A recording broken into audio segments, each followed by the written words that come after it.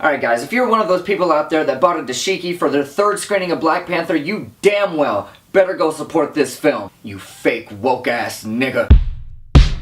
I'm with this complexion. Two-step. Complexion don't mean a thing. It's a solo life. Guys, I Hate You Give was directed by George Tillman Jr. He directed movies like Notorious, which I love, Faster, which I don't, and a very, very underrated film called The Inevitable Defeat of Mr. and Pete, which I know sounds like some Dr. Seuss shit, but I promise you, it's a great movie. Guys, I'm not gonna lie to you, I was very reluctant to go see this movie if you didn't see the intro to the last video. Guys, The Hate You Give came out this weekend, and it's a movie about the racial injustices that we deal with damn near every day here in America. And being a proud black man, I definitely went to go see Halloween first. And if I'm being completely honest, the last movie that I went to go see that had to deal with racism was Detroit.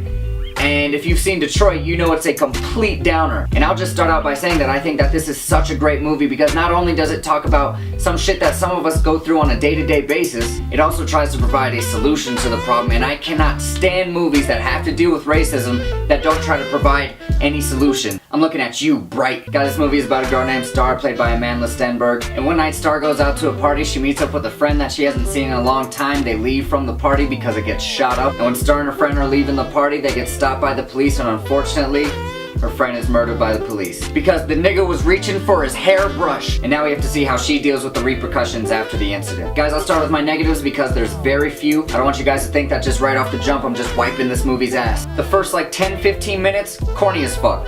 Total Lifetime movie. I'm just gonna say, any movie that starts out with your main character narrating who they are, you already lost a point for me. The movie starts out in a room, she's like, "Hi, I'm Star. I live in the hood, but I go to a white high school." And some of the lines are just absolutely terrible. I wish I could remember some, but the movie is actually just so good that I just refuse to focus on any of that bullshit. Another thing that I didn't really like, and it's the smallest of things, just a minor gripe. So like I said before in her narration, she's a black girl who lives in the hood but goes to a white high school. But for some reason, every time she goes to school, there's like this blue Instagram filter. They like color graded everything really blue. So I'm just like, are you trying to make some kind of like visual metaphor? Like, oh, she lives in two completely different worlds. I don't know, it just feels a little too on the nose for me. Like, the movie's about racism. You shouldn't have to change the color of anything. And that is the best racist joke that will never offend anybody. And I know 99% of you watching are not gonna give a shit about this complaint. But for me, I'm just like, yeah, you might be trying a little too hard. And guys, after that, it is smooth sailing. What a great movie, guys. Like, the best thing that this movie does, it shows how this incident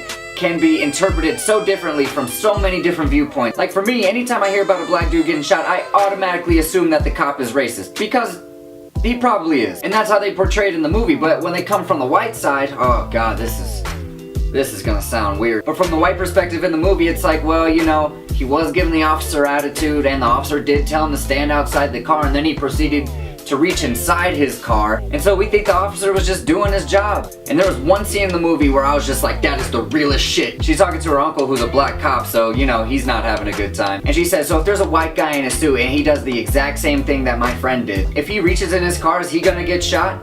And the uncle was like, probably not. And she was like, fuck this, and stormed off. I was like, real! Racial and systematic oppression is real! And they don't make it a black versus white thing. Like, they throw the media in there too because the media is suspect as hell too. Instead of investigating the officer that shot the kid, they want to figure out, oh, well, who was this kid? Oh, he was a drug dealer? Well, you know, he did do some bad things. It's like, no, he was a person. You think people just sell drugs as a fucking hobby? Like, no, he has a family, he has responsibilities and shit. He lives in the ghetto, his mom's a crackhead, so it's not like there's many opportunities or role models for him to latch on to. But the media doesn't want to hear about that or the suspected officer. They want to hear about how he sold drugs. Like, it's fucked. Racial and systematic oppression is real! And unfortunately, it's all too true. Hell, today's Halloween, and the scariest thing I saw today was a cop roll past me. Were you smoking a blunt?